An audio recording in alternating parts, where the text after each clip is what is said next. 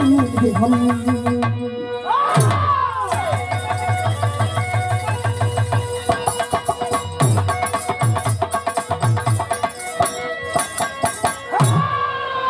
एक लाइन कवाली का टुकड़ा लगल बा जोड़े के ई हमारे जन्म के पहले का कवाली बा।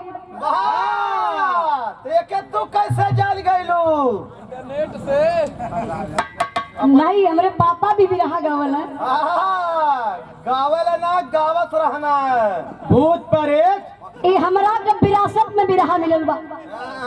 हमरे पापा भी आज भी बतावला पहले भी बतावे का उजाला जोने समय धुन के स्वर्गीय राम दे गुरु गा दे तब मुर्दनी के जोर से आ जा। कितना तो बनारस से टिट्ठिया लेके भाग गई ना। जौने में इनकर दादा कई टिट्ठी लेके भागल हुआ। तू लोग के बाऊ का हिस्सा लेके आल रहना।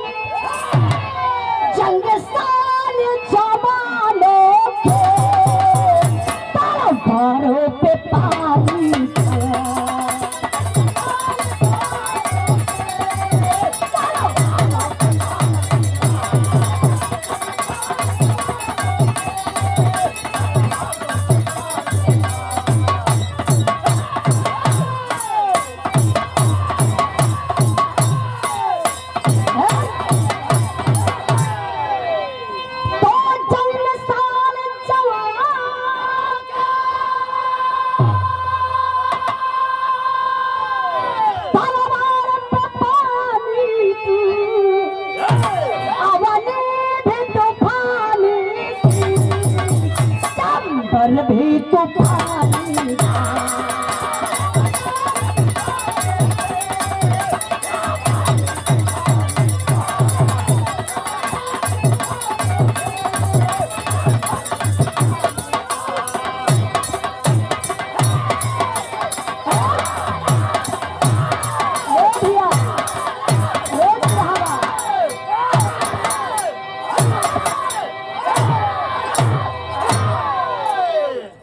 इतनी मार खिबा ना तोर होश ठिकाने हो जाई।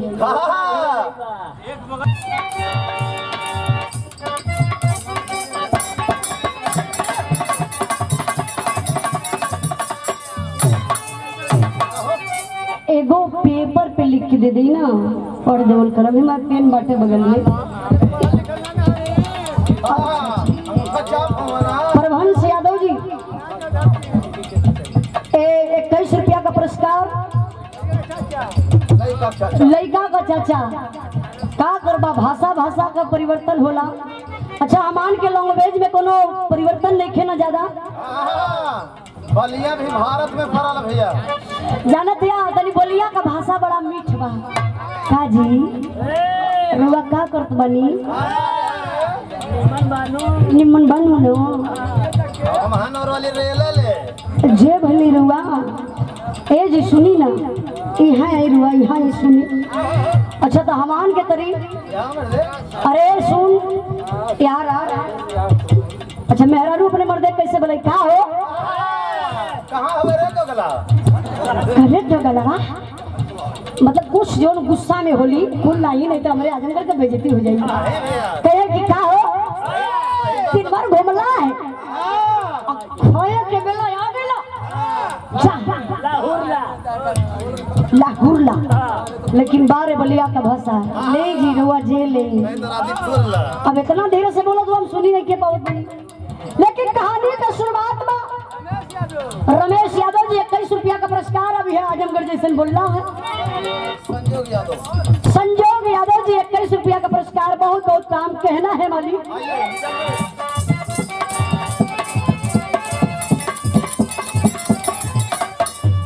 सहती चंद पे जो वीर लड़ने आता है सहती चंद पे जो वीर लड़ने आता है बाप के सहारा अपने शीश पर सजाता है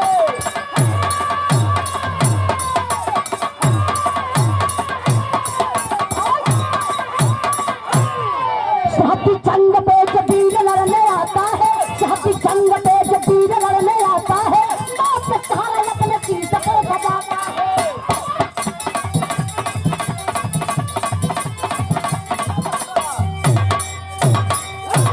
मथुरा खरेला गांव के किसान रहे जिला मथुरा खरेला गांव के किसान रहे ना भगवान देश भक्त व इंसान रहे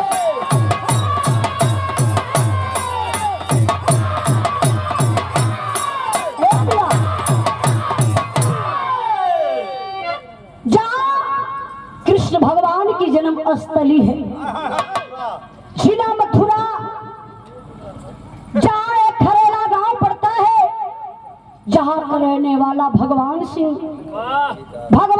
का इकलौता बेटा क्या बात है? जिनका नाम बताया गया है हेमराज परिवार बहुत प्रसन्न है मेरे बाबू लेकिन हेमराज के स्नातक का पढ़ाई पूरा भइल तो भयल का मास्टर गीत लगल हो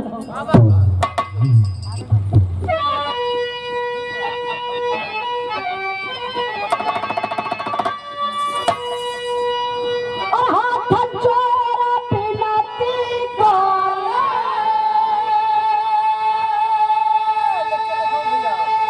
और हाथ जोड़ा पिलाती हम हो बारंबार देवरो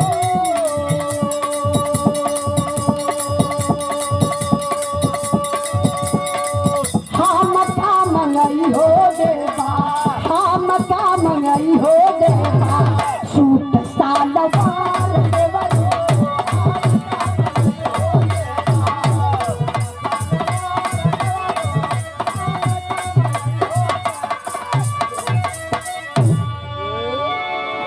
बिरहा पर ध्यान दीजिएगा बाबू स्नातक का पढ़ाई पूरा भइल अच्छा इनकर झाम टूटल है नालों पे पूरा मिजाज खत्म बगल से ले के बाद में जुड़ गया भैया अपना वाला झमवा तन के दिया जोड़ी भैया अच्छा जोड़ी नहीं चली घूमुच के बजावल ऐसा की अरे दाऊ भैया बना दिया अपने काय परेशान हो रहे आइए मास्टर साहब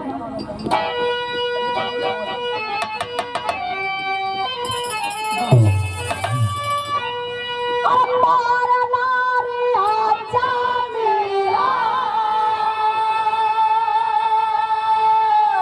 अम्बारा नारी आजा मेरा धारावा से छूट होगी पानल बहादुर बंदा पानल बहादुर बंदा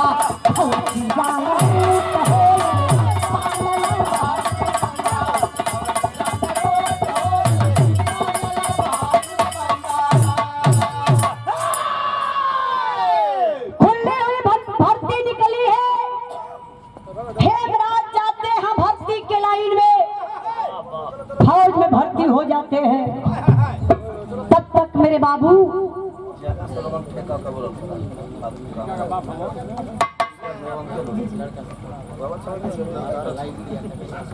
अच्छा अच्छा देखे बहुत सौभाग्य का बात बा 3 महीना पहले हमारा के यादों नहीं खेवत कि मन 3 महीना की कई महीना पहले बोले रही, लेकिन आपको याद है क्या विरह के शुभचिंतक आप हैं। लड़का का पिताजी आप वासुदेव यादव जी 3 महीना पहले विराह हमार देखल टीवी पर नेट पर कहला अगर कोनो मौका मिली।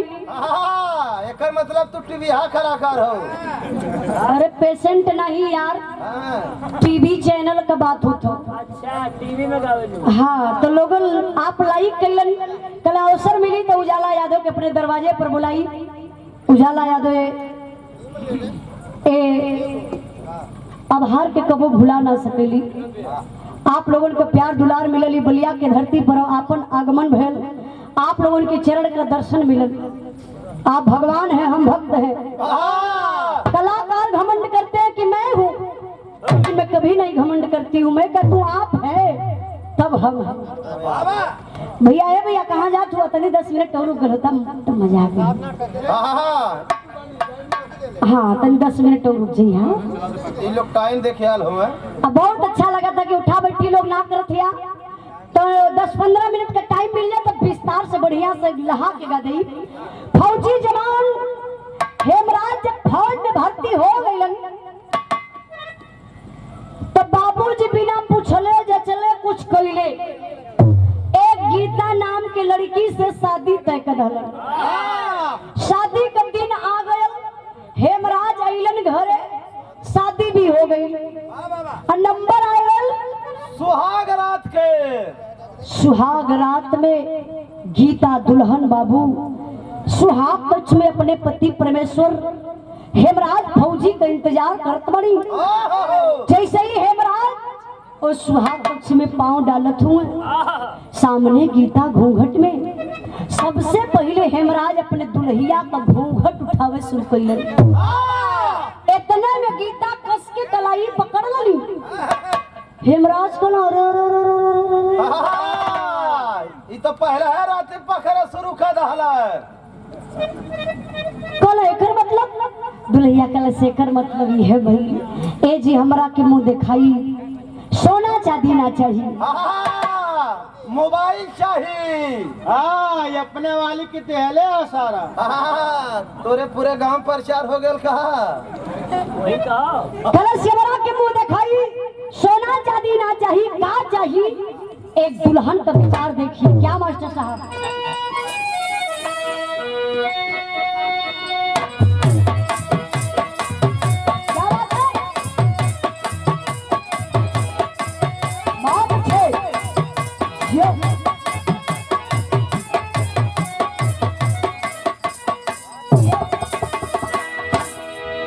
अरे रतिया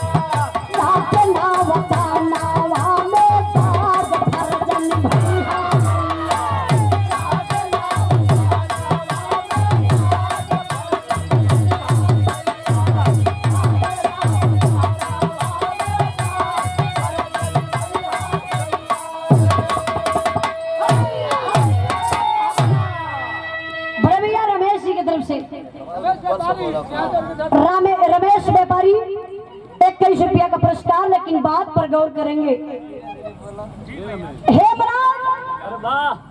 दुल्हिया मांगा तक जी हमरा के मुंह दिखाई, देश का सेवा चाहिए। बारे दुनिया के मालिक दोनों प्राणी का मिलन होत बा। वही पहले मिलन में गीता के गर्भ रह गल। महीना बीते लगल, छुट्टी का डेट पूरा भयल। भैया भैया भैया हेमराज अपने ड्यूटी पर तैनात। यार दुल्हिया धीरे धीरे समय बीतल बा। 9वां महीना लगल बा, प्रसव का बेला बा।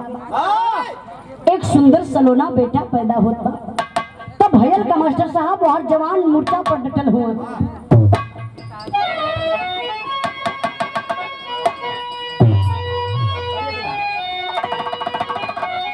ओहे गीत बा वासुदेव भैया जोने समय हम मुंबई में गए लली प्रोमो काटे बदे। प्रोमो का होला? बक्सरे मुर्गी होले, बक्सरे मुर्गी होले। यही के गांव से गई हनी कुल कुड़ुक हो गई अंडवा न देखो। प्रोमो का मतलब प्रचार, टीवी पे प्रचार करे बदे जब हमके बुलावल गल, हम गईली हमारे साथे भोजपुरी के अभिनेता बड़े भैया दिनेश लाल निरहुआ जी। हम दोनों लोग मिल के प्रचार का कर ली।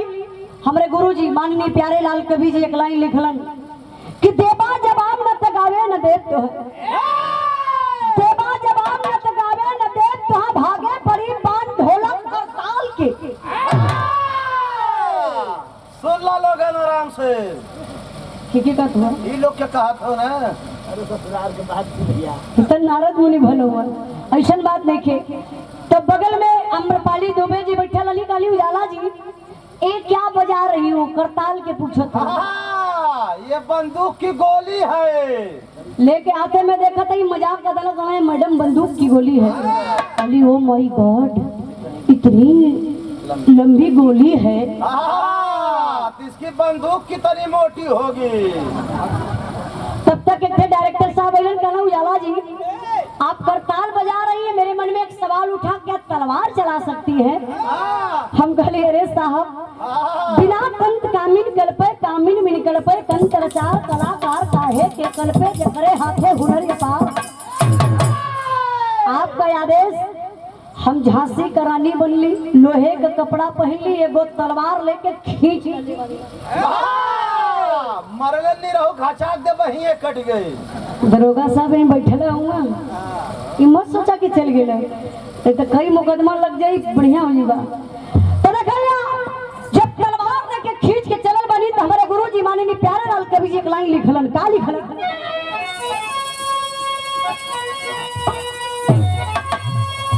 और फिर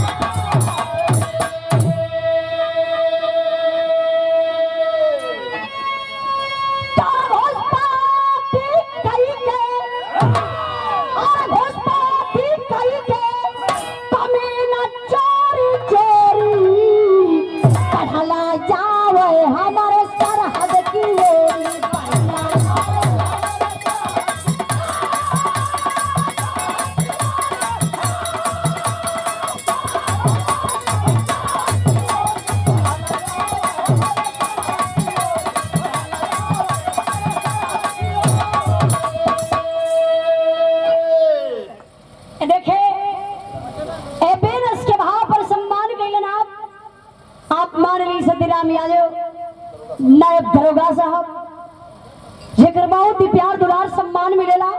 ये समय क्षेत्र में 100 नंबर में आप चलत मरन, अब बड़ा कदर करलन, बहुत ही व्यवहारिक इंसान आप हुआ। हाँ जरूरत हुई तो मतलब हमारा नंबर लोग ले लिया, हम मतलब हेल्प हो जाएगी। गलती ये लोग करें। अच्छा हम ही ना कर सकेला कि भैया देखा दरोगा साहब वालों लोग गलती मत करी। हाँ तो हेल्प लेवे की जरूरत ना पड़ी। देखे आप हमारे देश के कर्णधार हैं, बहुत तुम्हें मानने ये बात तो सही है। बहुत बहुत हम प्रणाम करते बानी पूरे परिवार के, जहाँ इतना प्यार दुलार सम्मान मिलेला। ये देखे पुरस्कार नहीं बल्कि हमारा बदे आशीर्वाद बा। 500 रुपए का पुरस्कार, बहुत बहुत प्रणाम। और हमारे बड़े भैया नाम नहीं बतला भैया, गोप्त दान बड़े लेकिन भी यहाँ पर ध्यान दी है मास्टर साहब बाबा।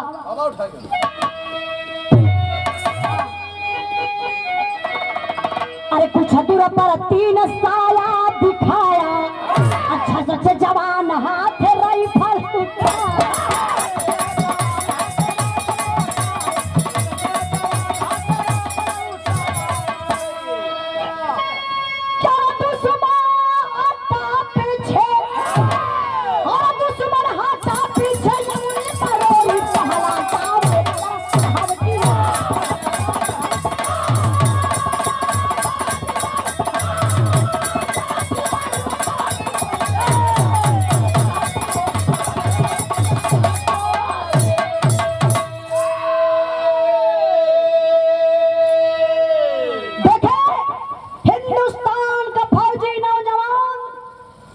नाम बताया गया हेमराज सुधाकर, जवान ड्यूटी पर तैनात।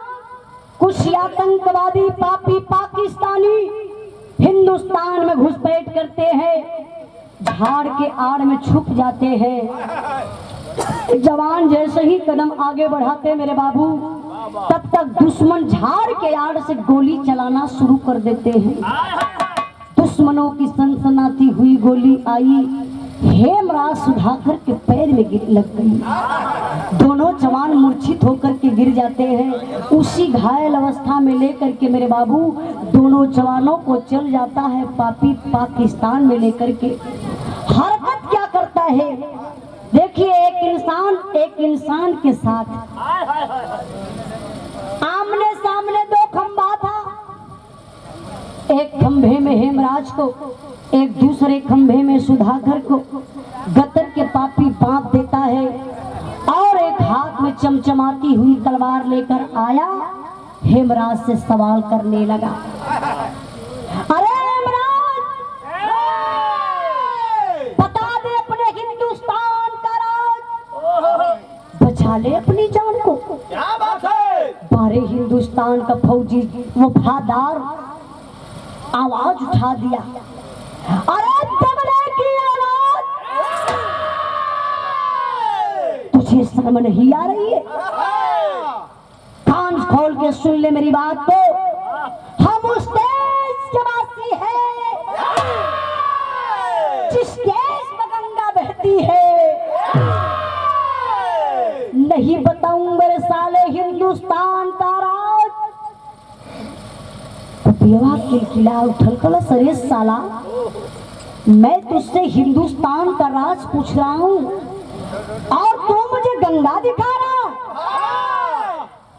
ले ले मेरे हाथ से गिफ्ट और देख ले तेरे हिंदुस्तान की गंगा कैसे बहती है। खींच करके तलवार चला देता मेरे बाबू। हेमराज के दाहिनी बांह को काट लिया, शरीर का बैलेंस झुक जाता है। ये हल्ला मत करी प्लीज भाई, प्लीज बस 5 मिनट और हमके दे दी।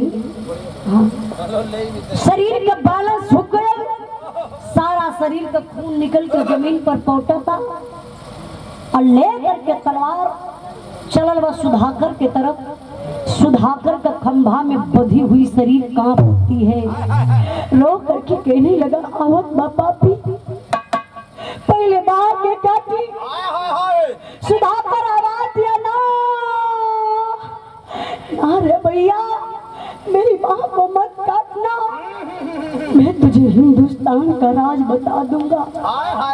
ये बतिया के हेमराज सुनत रहा, कहना ये तो भाई गद्दार निकल गया। अरे अपनी जान के लिए तू हिंदुस्तान को खतरे में डालेगा? ना ना रे सुधाकर ना, एक भी हिंदुस्तान का राज मत बताना। जान अकेली जाएगी लेकिन हिंदुस्तान और हिंदुस्तान के लोग तो सुरक्षित रहेंगे। तब तक पापी है। हेमराज सुधाकर के कान तक और मुख तक अपना कान लगाया। बारे फौजी जवान है हिंदुस्तानी, हिंदुस्तान का खून उबल गया, लेकिन क्या कर सकेगा, खम्बा में बधी हुई शरीर है, लेकिन खेखार के और पपियवा के मुंह पर थूक डाला।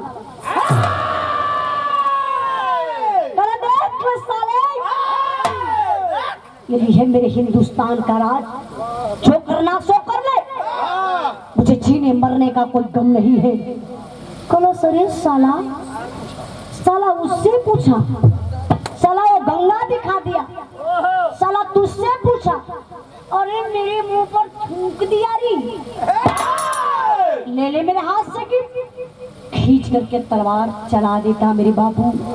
सुधाकर के गर्दनिए के काट ललस, आयल हेमराज कभी गर्दन काट ललस। इतना ही नहीं, उसी तलवार से दोनों जवानों का पेट चीर देता है। देखिए कोई काल्पनिक कहानी नहीं जो मैं कल्पना करके बता रही हूँ। जो भाई पेपर पढ़ते होंगे बराबर, जो भाई न्यूज देखते होंगे, आप इस कहानी को जानते होंगे। दोनों जवानों का पेट चीर करके पेट का सारा सिस्टम निकाल कर फेंक दिया। एक भयंकर बम हेमराज के पेट में, एक दूसरा भयंकर बम सुधाकर के पेट में रखकर मेरे बाबू सिलाई कर देता है। वर्दी को पहना करके लाश को लिया करके हिंदुस्तान सीमा में कर गया। कई दिनों के बाद पता चलती है दोनों जवानों के पास हिंदुस्तान के जवान जब पहुंचते हैं, इसलिए वो पापी सब बम रखे थे कि छेड़छाड़ करेंगे, बम विस्फोट हो जाएगा, हिंदुस्तान के जवान मारे जाएंगे। लेकिन मेरे बाबू चेकअप करने वाली मशीन आई, पता चला कि दोनों जवानों के पेट में भयंकर बम है। सुरक्षित बम को निकाला गया और लाश के ले जा करके जवान सब कैंप में गमी मनावत हुए। यहाँ का बात तो छोड़े, यहाँ दुल्हिया हेमराज की दुल्हन स्नान करके बाबू श्रृंगार करने के लिए बैठी है। तब तक वो माली के ठीक अशगुन दिखा दल। वो अशगुन का रहा मास्टर साहब, अशगुन का मालिक देखोला मास्टर साहब झटके लगा।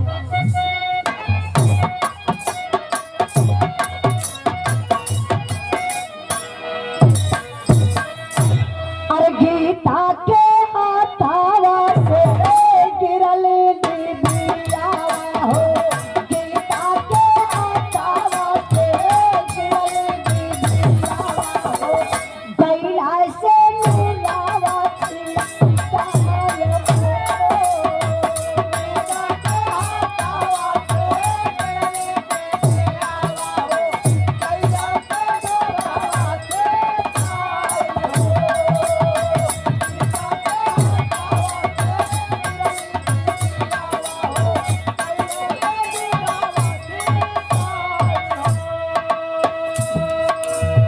अरे भाग से करे जा पहिला पापला शरीरिया हो, पागल मोबाइल आए तुम से खबरिया हो, का पत्ते लो बोलू लगिया हो, का पत्ते लो बोलू लगिया हो, तन को या बचला ना से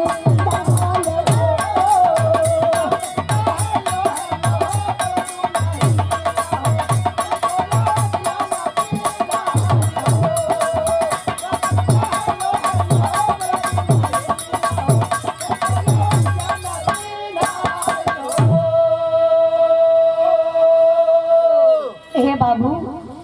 दुल्हिया जैसे ही बेचारी बार चोटी कली, हाथ में सिंदूर का डिबिया लेके मांग में सिंदूर लगावे चलली। सारी दुनिया के मालिक सुहाग छीन ललन, जमीन पर सिंदूर गिरल, दुल्हिया का कलेजा कांप उठल। तब तक बाबू सीमा से खबर आ ही गई। दुल्हिया पहला वर्ड बोलत थी, फोन रिसीव कैलन, हेलो सोनू के पापा। सीमा से आवाज आई नहीं, मैं सोनू का पापा नहीं हूँ।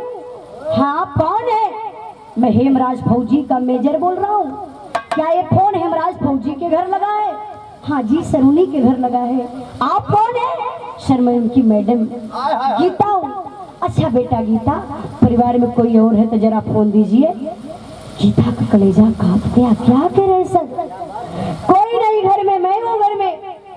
क्या बात है सर, जरा सोनू के पापा से बात करवा दीजिए। मेजर साहब कांप उठे, मैं किस फौजी जवान से बात कराऊं? ए दुल्हन बात करने के लिए कह रही है, बात को घुमा देते हैं।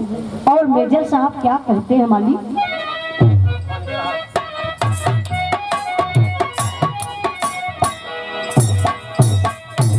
का हम बताई बेटी, का हम सुनाई हो, का हम सुनाई हो, बताया तो बजर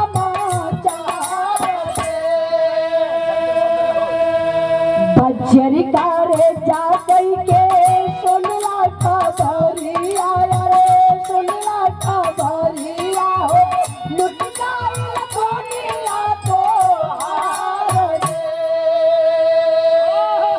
हथवा से भनवा छुट के गिरला जमीनिया पर, गिरला जमीनिया पर, गीता रावलिया सुंदर रे।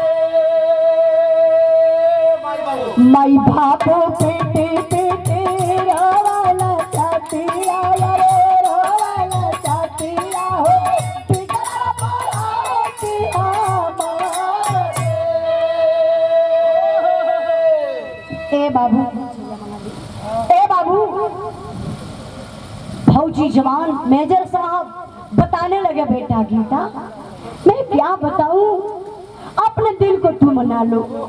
फौजी जवान की बीबी है, डांटने लगी। अरे सर क्या कह रहे हैं, मैं एक फौजी जवान की बीबी हूँ और मजाक करते तो अच्छा नहीं देता है। अरे बेटा मैं मजाक नहीं कर रहा हूँ, मैं हकीकत कह रहा हूँ। इस दुनिया में हिमराज नहीं है, शहीद हो गया। बाप रे बाप, कौन दुल्हन बर्दाश्त कर सकती शहीद शब्द। और रात के अंगना में गिरली माई बाबू कोहराम मचलबा, पूरे गांव का लोग जुटल बा। आज दुल्हिया का चूड़ी फोड़ात बा, नाई फटकराल मोर बाबू, दीवार में लड़ा लड़ा के चूड़ी फोड़ात बा, जबरी मांग का सिंदूर धुलात बा। यहाँ का बात छोड़ा, आप लोग जहाँ जवानन का लाश रखल बा तो भेल का मास्टर साहब आल्हा का लाइन लगा दा।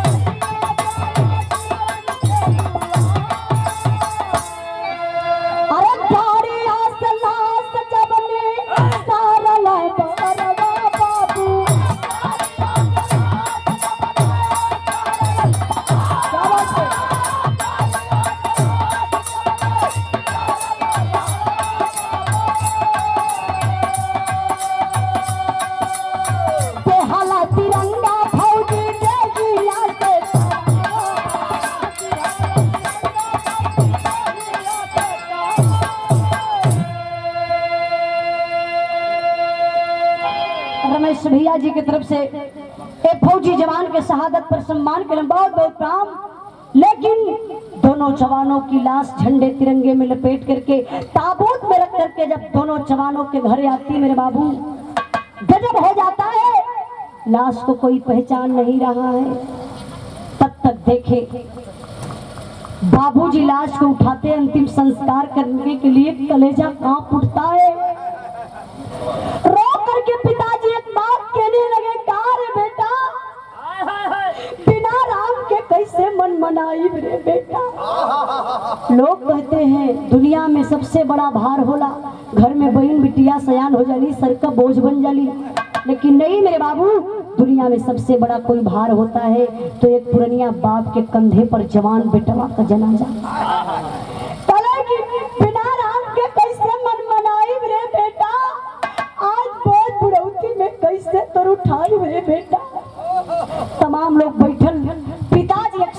खड़ा कदलम मास्टर साहब का कले खड़ी कलाइन बा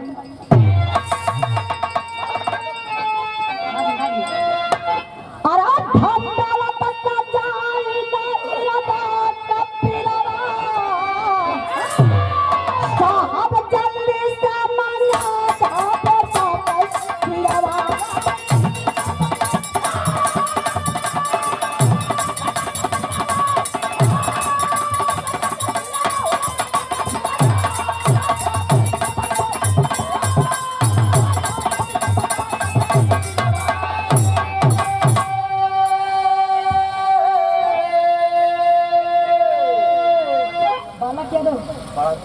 के बड़क यादव जी की तरफ से क्या रुपया का पुरस्कार बहुत बहुत प्रणाम। मिठवार की धरती से रहल पुरस्कार।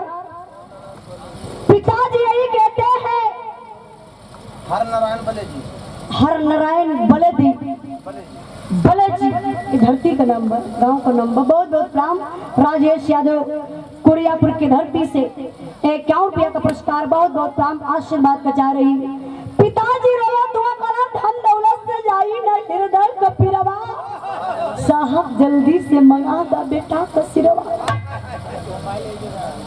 जो पड़ोसी देश हमारे लाल का गर्दन काट कर रखा अपने पास तो पाकिस्तान से हमारे बेटे का गर्दन मंगवा दीजिए। जितने लोग बैठे थे बाबू सभी लोग बोले विचार किया जाएगा लेकिन आज तक गर्दन का पता नहीं चला। जो भाई टीवी बराबर देखते होंगे न्यूज पर दिखा रहा था एक पापी पाकिस्तानी सफेद ड्रेस में हाथ में टार्च लिया हुआ है और गर्दन हाथ में पकड़ा है। एक सीडी की कैसेट मिली थी किस तरह हिंदुस्तान को जवानों के साथ हरकत हुई कैसे कैसे काटे क्या किए सब सीडी में दिखाया गया। तो हमार विरहा का आखिरी भाव है बड़ा लोग टाइम अपन दलन संतोष यादव लाइनमैन दुमदुमा से दुमदुमा की धरती से संतोष यादव लाइनमैन जी की तरफ से 51 रुपया का पुरस्कार बहुत बहुत काम। आप लोगों से हाथ जोड़ करके हमारे कई निवेदन बा कि आप लोग जहाँ कहीं भी रहेंगे एकता संगठन बना करके आखिरी कहना बा।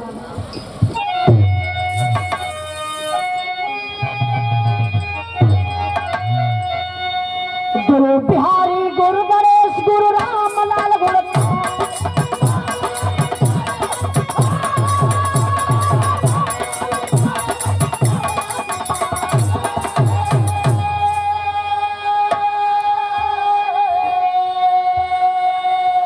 स्वर्ग गए चंद्रिका कवि बच्चन जी बने पूजा। ये देखें सतीराम यादव आप माननीय दरोगा साहब जी आपके तरफ से लगातार तीसरा चौथा पुरस्कार आखिरी पुरस्कार 500 रुपए का पुरस्कार देकर के आप सम्मान करें और बहुत ही अच्छे आप राइटर भी है बहुत अच्छी अच्छी गीतें लिखते हैं बहुत अच्छी अच्छी कविता भी आप लिखते हैं। हम बहुत बहुत आपको प्रणाम करत बानी सब भाई के नमस्ते प्रणाम बा। लेकिन एगो बात हमरा के याद आ गई आज हिंदुस्तान के बर्बाद के करता भारत करत है अब बैठल कहाँ हुआ इंडिया में तब तो देश बर्बाद होता जब इंडिया में बैठल हुआ इससे।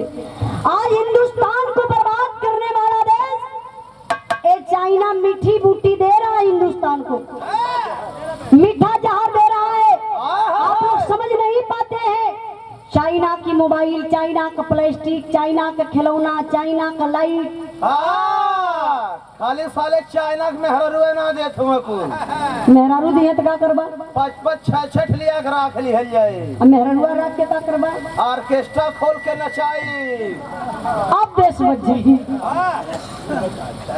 चाइना के माल का नो गारंटी यह एक माल बच गया चेक कैले बिना। रखदेव यादव लड़का का पापा 21 रुपया का पुरस्कार बहुत बहुत प्रणाम। देखा दादा आज चाइना में होली नहीं मनाई जाती लेकिन गुलाल आता चाइना से हिंदुस्तान में।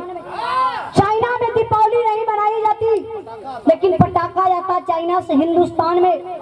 हमारा पैसा चला जाता है चाइना में और चाइना वाला उस पैसे को भेज देता है पाकिस्तान में। पाकिस्तान वाला उस पैसे को क्या करता है भारत वालों तिलक चढ़ाता है।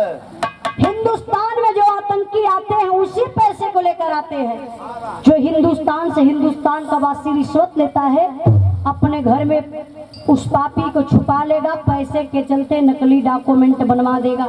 पता चला कि इनके घर में तीसरा कौन है, कहेंगे मेरे बुआ का बेटा, मेरे मामा का बेटा, ये डॉक्यूमेंट देख लीजिए।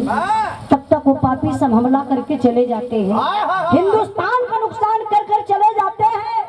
तो बताइए, आप लोगों से हाथ जोड़ के यही निवेदन मेरे बाबू, चाइना की सामान आप लोग कम यूज करिए, बल्कि बिल्कुल मत यूज करिए। अजौने में खाए वाला पदार्थ तो एकदम मत यूज करिए। हेलो काहे सोमा सिरिंज के माध्यम अगर जहर डाल दिए खैबा, रातों रात लोग चल रही बा, हिंदुस्तान सफा होके लगी। तो हमार बात अगर बढ़िया लगल हुई तो चाइना का सामान एकदम बिल्कुल खाए वाला पदार्थ यूज मत करिया।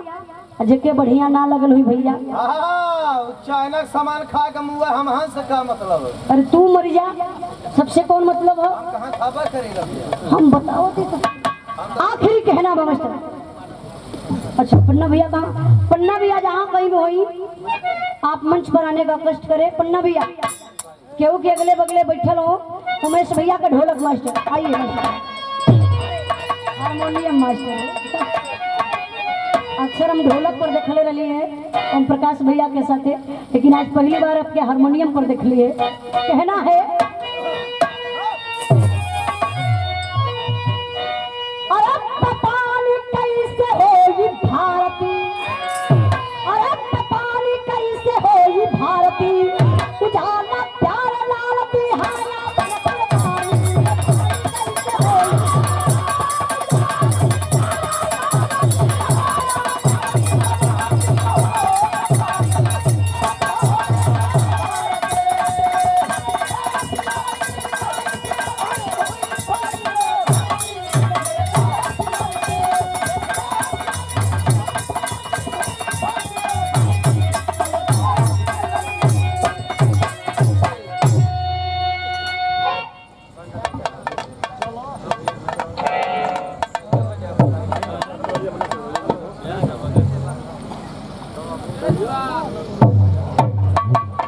हेलो पन्ना भाई, कहाँ बड़ा सुतल?